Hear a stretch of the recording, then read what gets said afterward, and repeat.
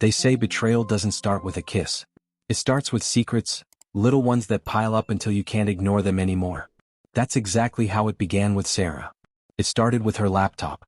Not a slam, not even a guilty scramble, just a smooth flick of the wrist every time I walked into the room. Like she'd been practicing. 8 years of marriage, I knew every quirk she had. This wasn't one of them. I'd come in from the garage, grease still on my hands from working the F-150, and there she'd be at the table. Click. Laptop shut before I could even say hi. The first time I let it slide. The second I raised an eyebrow. By the fifth, it felt like a splinter under my skin. One night I couldn't take it anymore. I leaned on the counter, beer in hand, just watching her fingers fly across the keys. "What's so secret you gotta slam that thing shut every time I walk in?" I asked, half joking, half accusing. She didn't even flinch, just gave me that tight, practiced smile. "Work, Tony. Spreadsheets. Reports. Stuff you wouldn't care about." But I wasn't buying it. I stepped closer, lowering my voice. "I'm your husband, not some stranger. If it's just work, why are you hiding it?" She let out this long, exaggerated sigh like I was exhausting her. "Tony, it's deadlines. Stress. Please don't make this into something it's not." But it was something. The way she snapped her laptop shut harder than usual. The way her eyes darted away instead of meeting mine. It wasn't stress, it was distance. And it was growing. That night she stormed upstairs, laptop tucked under her arm like contraband. I sat there with the fridge humming behind me, Steelers game on, beer in my hand, but my mind wasn't on football. I told myself it was just a phase. Work pressure. A bad week. Biggest mistake of my life. Because the next red flag came fast. Her birthday. Sarah was turning 34 and I wanted to bring us back to where it started. Our spot, the Bean Counter Cafe. The cracked leather booths, the coffee strong enough to wake the dead, and those tiramisu cups she used to devour with a grin. I went all out. Necklace with a little silver coffee bean. Her favorite dessert. Even a goofy balloon because I knew it'd make her laugh. I texted her. "Meet me at the Bean Counter at 6. Got a surprise for you." Hours went by. No reply. Then finally. "Sorry. Out with the girls tonight." Rain check. The girls. Always the girls. Yoga friends, work friends, new names I barely recognized. And me? I was starting to feel like the outsider in my own marriage. Sitting there in my truck, that stupid balloon bobbing in the passenger seat like it was mocking me, I called her. When she answered, her voice was casual. Too casual. Like she wasn't blowing off her husband's birthday plans, just ordering coffee. "Yeah, Tony, I'm with the girls. It's my birthday. I need a night out." Her voice was casual, almost dismissive, but I gripped the steering wheel so hard my knuckles whitened. "Your birthday?" I said slowly. "Yeah, I know.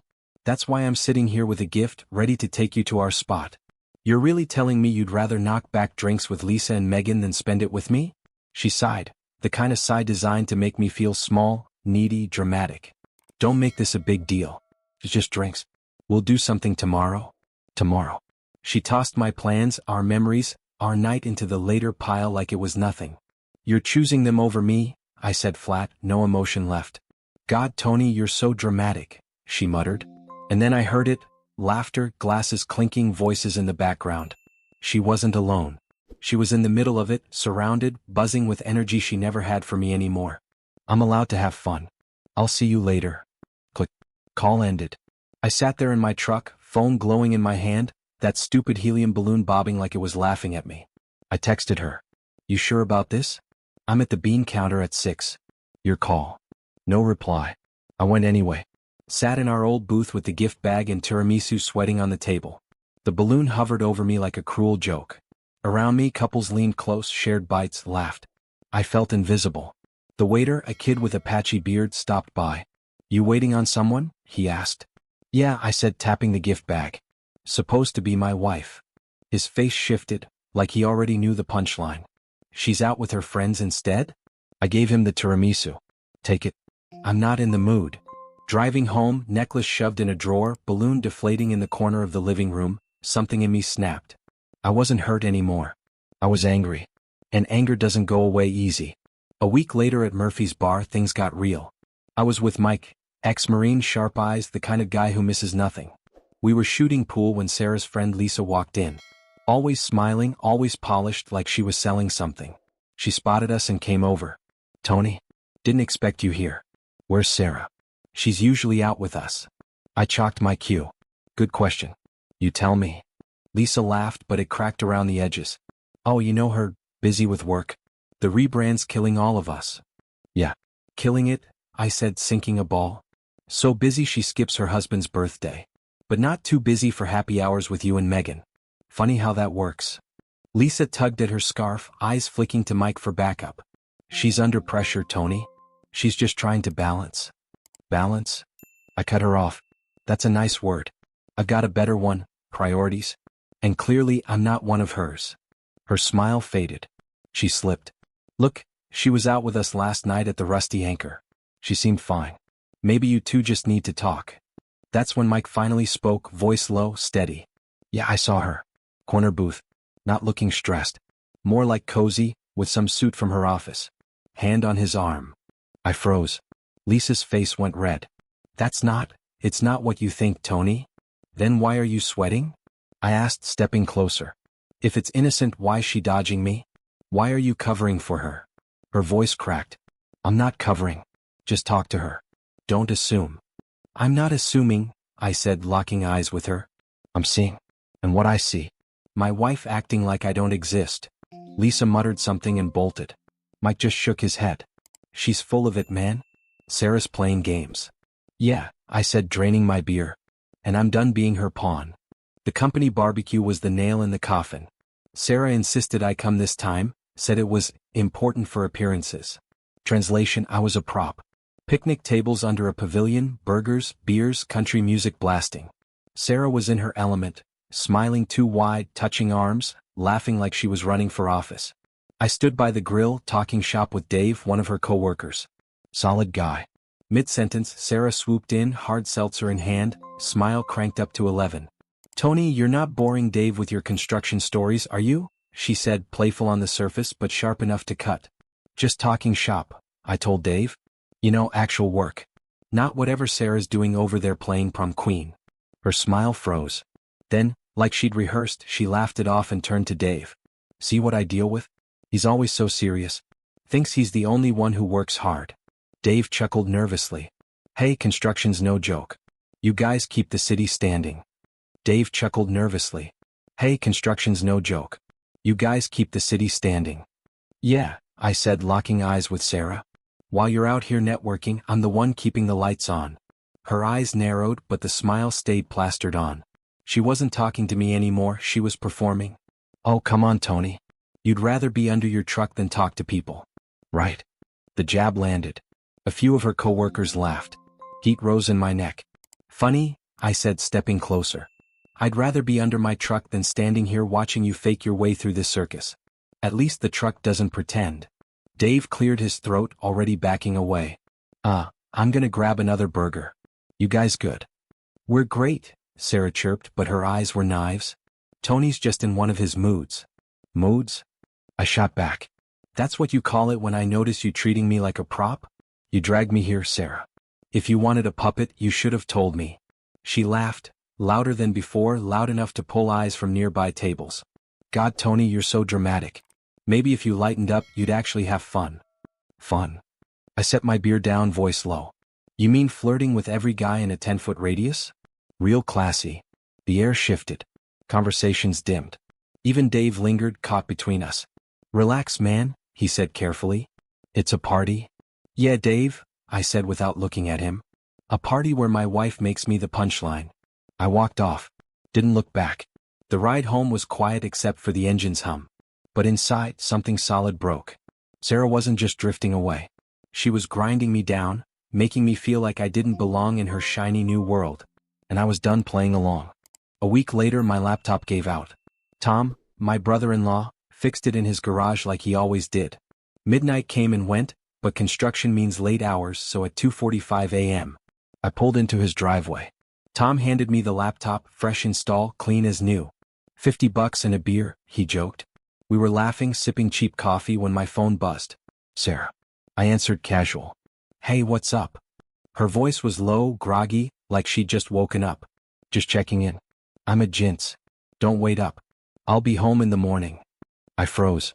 10 feet away, Jin, Sarah's sister, was on the porch in her robe watching me. She tilted her head, frowning.